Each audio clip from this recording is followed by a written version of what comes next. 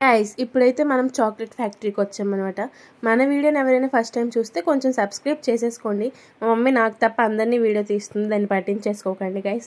ఎందుకు అంటే అదంతే, చాక్లెట్ ఫ్యాక్టరీకి అయితే మనకి పర్ పర్సన్కి 50 రూపీస్ అనమాట ఛార్జ్ చేస్తారు. దాంతోపాటు ఏంటో చెప్తాను గైస్ లాస్ట్లో అది. కానీ చూడ్డానికి అయితే బాగుంది, ఇన్స్టాలో ఉన్నట్టే ఉంది. మ్యాక్సిమం అందరు కూడా చూసే వెళ్తారు ఎక్కడెక్కడ ఏమేమి ఫేమస్ అనేది. మేము కూడా అట్లనే అనమాట, అన్నీ చూసే వెళ్ళాము.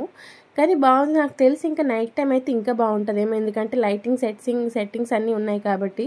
అక్కడైతే మేము కాఫీ కూడా ట్రై చేసాం అనమాట. అరకు వచ్చిన తర్వాత కాఫీ బ్యాంబూ చికెన్ తినకపోతే అసలు అరకు ట్రిప్ అనేది కంప్లీట్ అవ్వదు కాబట్టి అవి కూడా ట్రై చేసాం గైస్. కానీ అక్కడ ఉన్నాయి కానీ ఫన్నీ ఐటమ్స్ అవేమి పని చేయవు, అవేమి మనకు సరిపోవు కూడా.